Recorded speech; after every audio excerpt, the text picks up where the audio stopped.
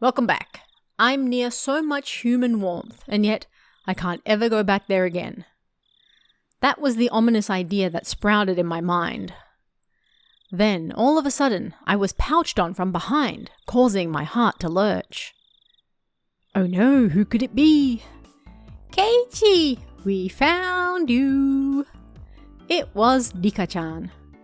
When I turned round, Mion and Lena were there too. Mion sighed and said, "We finally found you. Now we just need to find Satoko." What's she up to? Everyone got split up this year. We should make sure we have somewhere to meet up afterwards next year. How? You're right. It's a festival, so we should all be together. I listened to Mion's happy declaration with a little bit of guilt. Keiichi, did you root for me while I was dancing? Ah, yeah. I saw it all. You did a great job all the way through. No mistakes either. Yeah, that's right, Rika-chan. That didn't count as a mistake. What-whoa. I tensed up as I realized I'd made a mistake of my own. Mion slapped a hand onto my shoulder a little roughly. A gross sweat broke out all over my body. Did you do it too, Kei-chan? Did you get some cotton and send it down the stream? You haven't yet, right? Is what I could feel her saying. Without the courage to tell any more lies, I lifelessly shook my head. Huh? You haven't, Keiichi-kun? You should go now or it'll be over. It'll be over. Sorry. This is my first Watanagashi, so I don't really understand the rules and stuff. That's right. I'm sorry. Mion took my hand and we started walking down the stone steps. Hey, Kei-chan. What? Did you see Shion? Dun dun dun. My heart skipped another beat. Maybe Mion could sense my surprise through my hand. No. Oh, well, I sort of think I saw her. You two look so alike though, so it might have been you. You wouldn't have gotten that wrong. We're wearing different clothes. Huh? Oh, that's right. Mion's momentary silence was like a death grip upon me. I just can't do anything about that Shion. Well, it's her we're talking about, so we can just leave her be. Mion's expression returned to her former usual smile, and we continued down the stone steps, her firmly pulling my hand along.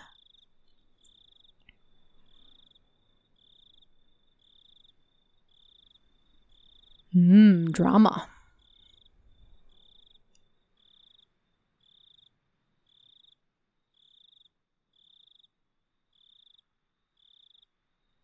Woohoo, we got tips.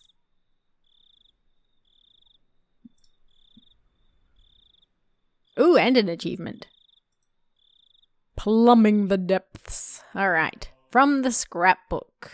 4. Alright, Watanagashi.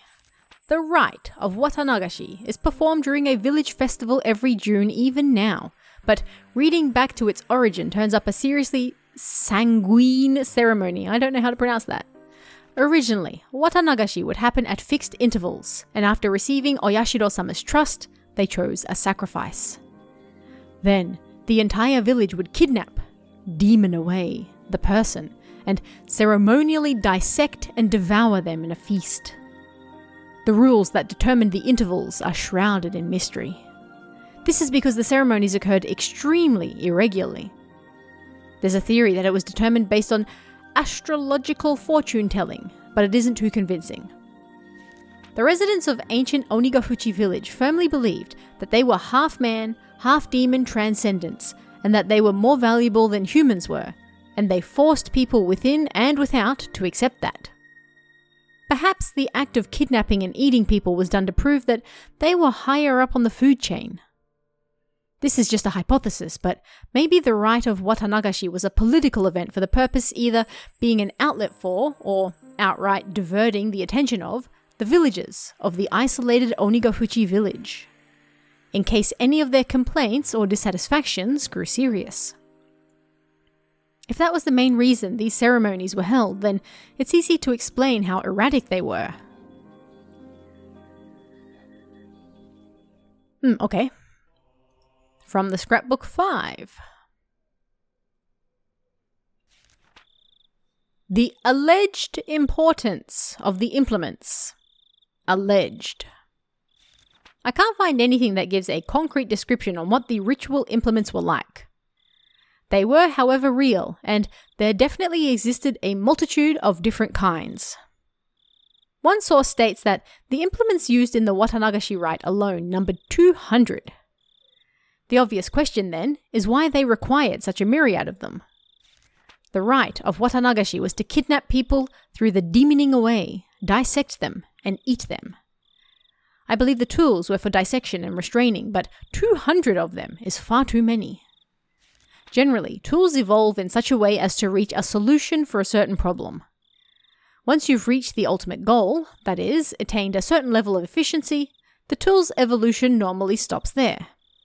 Regardless, why would they have created so many different kinds? One of the cultural elements responsible for diversification over time is that of entertainment. Tools used for entertainment would evolve over time and branch out. Unlike normal tools, reaching the ultimate goal would be more of a dead end, and in searching for the next goal, they would split into many different subtypes. So then, perhaps it's not a stretch to suggest that these 200 plus implements had some entertainment value. This is just a hypothesis, of course, but maybe the human dissection process was viewed as a type of entertainment. The three families of old would develop one new implement, dissection tool, after another, and each was varied, novel, and attracted spectators to keep them from growing bored. It's not unimaginable. All of them have to be enshrined within that storehouse. There isn't much longer until the night of Watanagashi. Though its original intent has been lost, I will reveal the secrets of the traditional ceremonial night within the ritual storehouse. I can't restrain my excitement. Watanagashi cannot come soon enough. Intriguing. I like the lore, I like it. After the festival.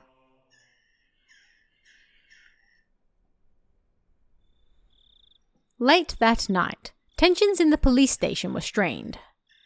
In the silence, many of the staff members' eyes shifted back and forth between the clock and their telephones, counting the seconds in that stifled atmosphere. Kumagaya-kun burst in with a young guy trailing behind him.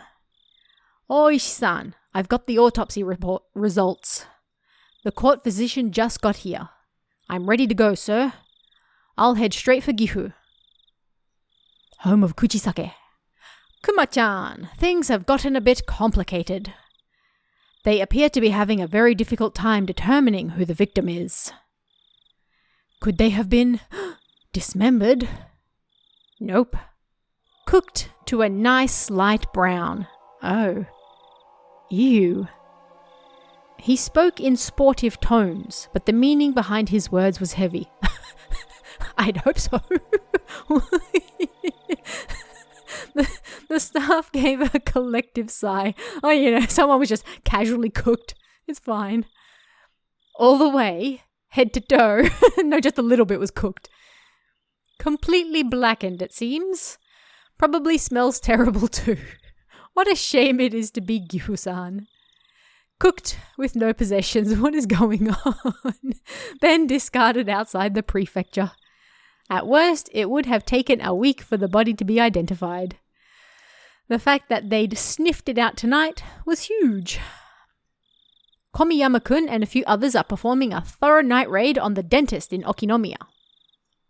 All we can do is hope a tooth matches some medical records. Sorry, could someone go buy me 2 or so boxes of ultra mild? The young guy answered in affirmation and darted out into the hallway. We did an excellent job finding it this year. It could be that the people who disappeared in past years were scattered outside the prefecture like this too. Then why not bury them? or sink them into the Sea of Japan or Lake Biwa or something like that. Why though? Literally, why though? Hasn't the pattern so far been one person dies and another disappears? Kuma-chan, the corpse was inside an oil drum, unrestrained and cooked. They probably burned them after strangling them. That is horrifying. They knew it would be found. So what you mean is, from the beginning, they didn't want a person to disappear this year. Not so much that as they just aren't related. Not so much that as they just aren't related. That's weirdly worded. The person didn't disappear. In fact, whoever did it seems to have wanted to make a show of it. You mean it could be a warning? He folded his arms and then heaved a long and heavy sigh. That might have been the case had it happened in town. If they'd messed up, taking the victim far away and burning them alive wouldn't have been noticed. If they meant it as a warning, they should have done it closer to Hinamizawa. They wanted to emphasize the fact that they killed the victim, but instead of doing it somewhere for dramatic effect, they did it outside the prefecture. Did they want to emphasize it or hide it? Boy, I do wonder what Oyashiro-sama is up to this year. A telephone ring cut through the heavy silence. A staff member nearby snatched up the receiver. Oi-san! It's Komiyama! They have it! The dental clinic in Okinomiya fixed the wisdom tooth 3 years ago. What about the records? Complete with x-rays. Well, I feel bad for waking up the dentist before dawn. Kuma-chan, get out there as soon as you get the record. Get out there as soon as you get the records from Komiyama-kun. Will do. Oh, it's the chief. Thank you for coming out at this hour. Oishi-san, my apologies for my lateness. What's the situation? Well, it's just getting good, you see. We're all getting fired up. Wow! Yes, normal human interactions. All right, we have a victim.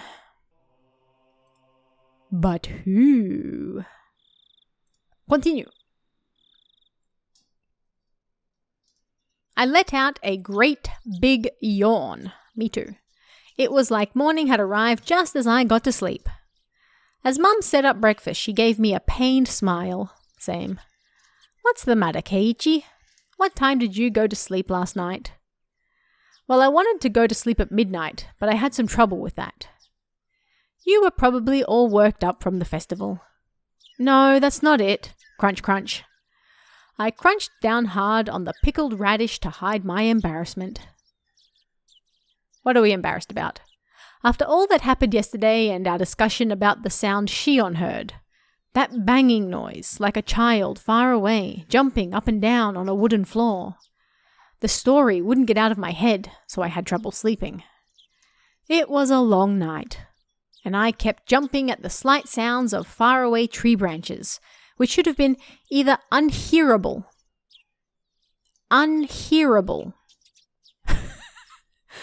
or too insignificant to notice. Yes. When I woke up to the morning sunlight and birds chirping, it made me feel pretty ashamed about it. But I felt far from refreshed this morning. Keiichi-kun! Good morning! Huh? Keiichi-kun, your eyes are all red. Why is that? Why? Oh, hey, good morning. I didn't get much sleep last night, so I'm sleep deprived today. Yawn. The festival yesterday was a lot of fun.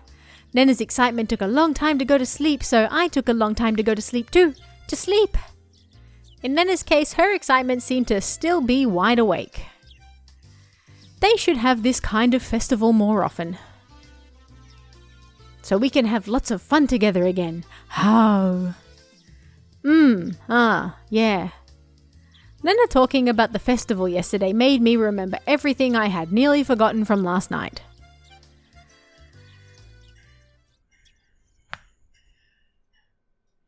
The inside of the ritual storehouse had been so utterly different from the relaxed, bright, everyday life of Hinamizawa. All those stories that Takano-san told me too. The mysterious incidents that occurred on the day of the Watanagashi festival every year. The strange incidents where one person would die and one would disappear. The old stories of Hinamizawa flickering like a candle behind them. The numerous and horrifying traditions of Onigafuchi village. The villages with demon blood in them. The terrible cannibalistic feasts. The poor sacrifices kidnapped from human villages, victims of the Onikakushi.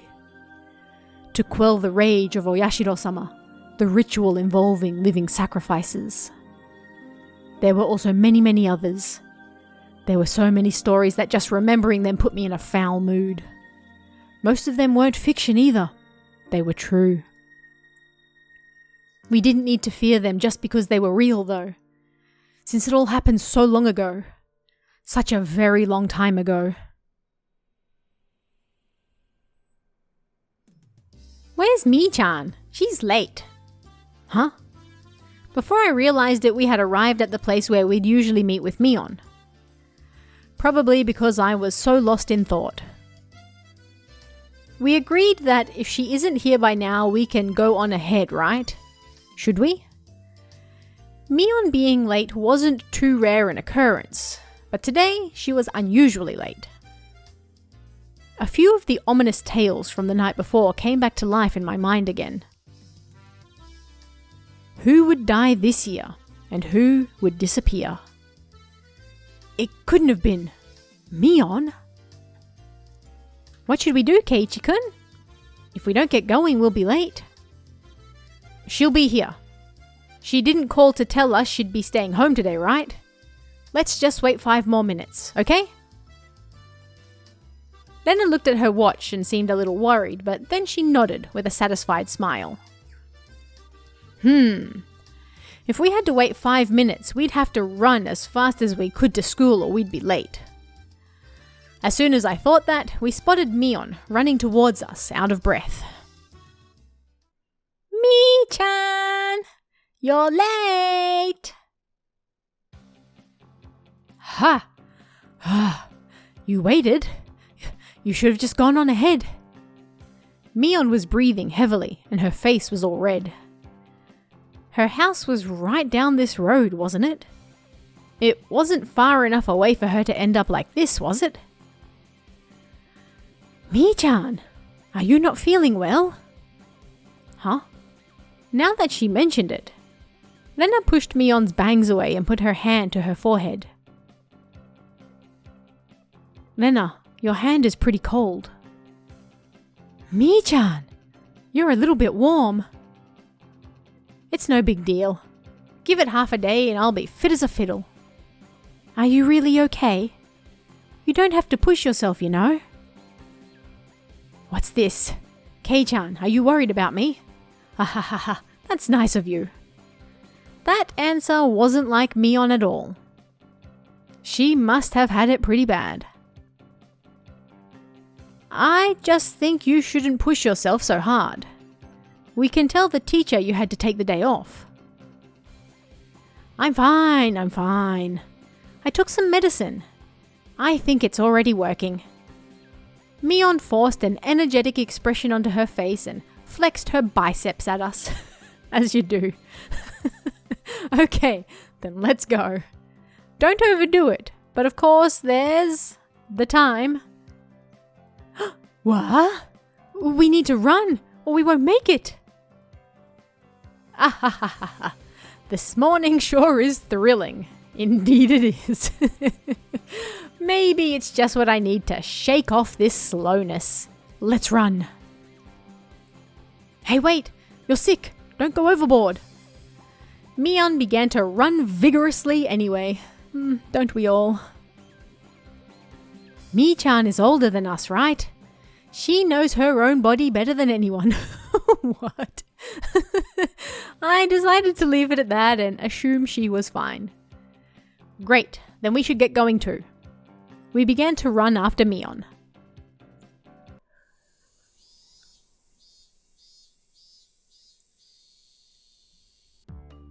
The school looked the same as always. The hours passed listlessly and my lack of sleep took its toll. If there was a sport where people competed by sleeping, I'd be world champion right now. The trick to overcoming this sort of dangerous situation was to hold your pencil upside down. What? Why, you ask? So you don't draw strange patterns all over your notes while half asleep. If you are holding your pencil upside down, that wouldn't happen, would it? Bump, bump, bump. Bump, bump, bump. Something that felt like an eraser hit me in the head 6 times. That would be 6 erasers. Ow, ow. What was that for, Satoko? I haven't done a single thing. Who else would play a prank on me like this? Oh, it was chalk, not an eraser. Eh? What, whoa? Behind me, like a female outlaw might hold razors, was the teacher's shadow, holding 3 pieces of chalk in each hand. Rumble, rumble, rumble. Mayabara-kun, go and wash your face. Right, gladly. That alone was enough to wake me up, but I flew out into the hallway, as if shoved out by the pressure exuded by the teacher's sheer power.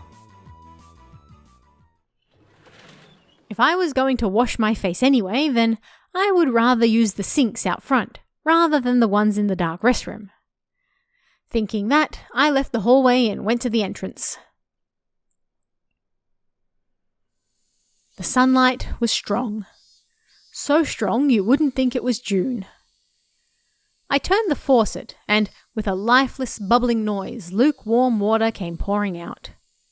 If I let it run for a few moments, would it get cold? I looked at it absent-mindedly for a little while. Yes, we all do these things.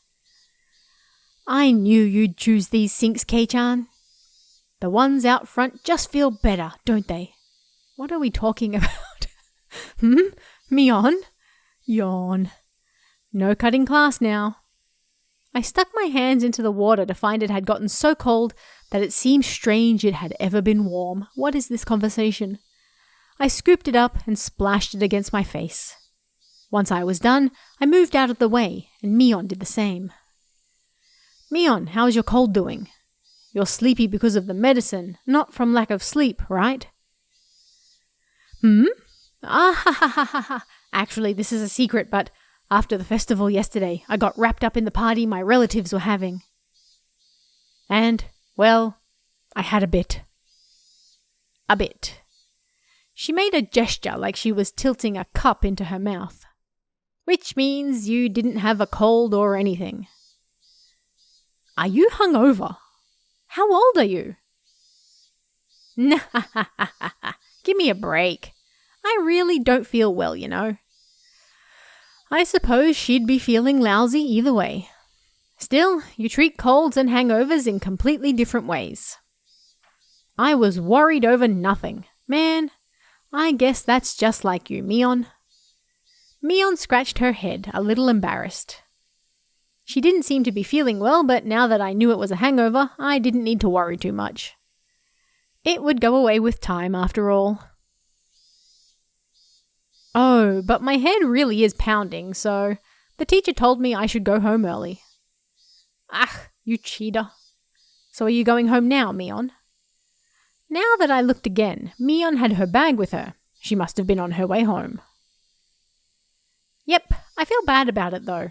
I'll get some rest at home like a good girl. Sorry, I can't make it to the club. Would you take over as leader for today, Kei-chan? I don't know if that will happen. We have that unspoken rule where we don't do the club unless everyone is there, don't we? We never did it when you had to go to your part-time job, did we? Mion laughed wryly, saying we didn't need to worry about her. No matter how much fun we have, though, I think that feeling guilty about friends who can't share in it is the sign of a really fantastic friendship. In that sense, the club Mion has created is a wonderful thing.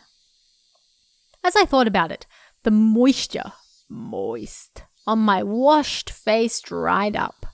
Moist. I suppose we were talking too much. If I didn't get back to the classroom soon, I could get in trouble. Okay, later. I'm going back. Be careful on your way home. Don't wobble into a sewer or a brook. Got it. Don't wobble into a sewer. I left it at that, turned around and started heading back to the classroom. Indeed, do not wobble into a sewer. Oh, one more thing, Kei-chan. Mion stopped me and I turned my head to listen. What's up? This may sound weird, but don't think too hard about it. Too late. Well, that depends on what it is. Last night, near the end of the festival, did you see Tomitake-san or Takano-san anywhere? I suddenly tensed up. You know Tomitake-san and Takano-san, right? You remember, Kei-chan, when the four of you were talking during setup the day before. If I could, I wanted to forget about sneaking into the storehouse that night as soon as possible. So hearing the names of the people I was with at the time really got to me. Besides that, though, why was Mion asking me a question like that? I ended up staring at her, unable to answer immediately. Was she asking to see if I had seen them or not? Or was she asking the question knowing that I had? I couldn't tell. Well, maybe. I might have seen them around, I don't know. My vague response was clearly not to Mion's liking. What answer was she expecting from me? There was no way for me to know. I see. Then one more question. On the same night, did you see Shion? My heart leapt into my throat again. The tiny needles buried underneath Mion's words pricked into me. Didn't you ask me that yesterday? I think I told you that I wasn't sure if I had or not. Did you? I guess I just thought I'd get a different answer if I asked you again. I suddenly noticed something in Mion's eyes. Something indescribable. Dun, dun, dun. Tomitake-san and Takano-san. Shion too. She was asking me about them. There was no doubt about it. Last night, the four of us snuck into the ritual storehouse. She knew everything. So what? There's not really a curse anyway. That's right. Even Shion and Takano-san said yesterday during the festival that there was no curse. And that rather than a curse, it was a doing of the villagers. My blood curdled. Mion was, almost without a doubt, aware that we snuck into the storehouse. It was nothing strange. I screwed up bad flipping on the light switch last night. If Mion had been searching for me, it was simple to imagine that she had seen that momentary light and come to find out what was going on.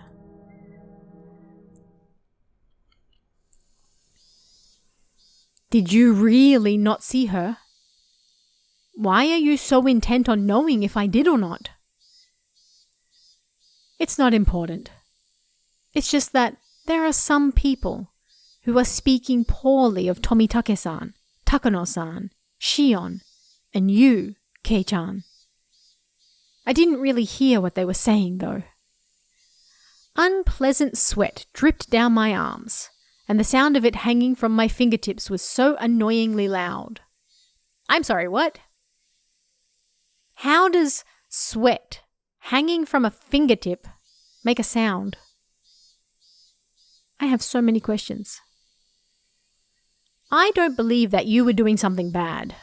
I just wanted to ask a bit about it, so I did. Sorry for making you uncomfortable, okay? I found myself unable to reply. My reaction must have made it obvious what the truth was, and yet I couldn't explain myself. Kei-chan, you weren't with Tomitake-san, Takano-san, or Shion, right? Yeah. I finally wrung out an answer between ragged breaths. Mion's expression softened a little.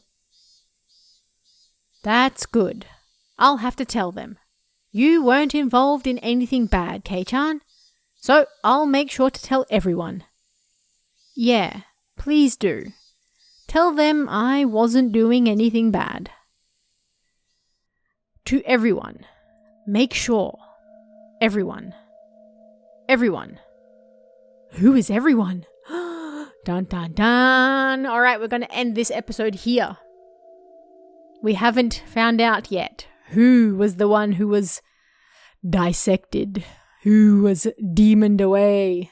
I'm sure we'll find out very soon though. Come back next week and let's find out. I'll see you guys then. See ya.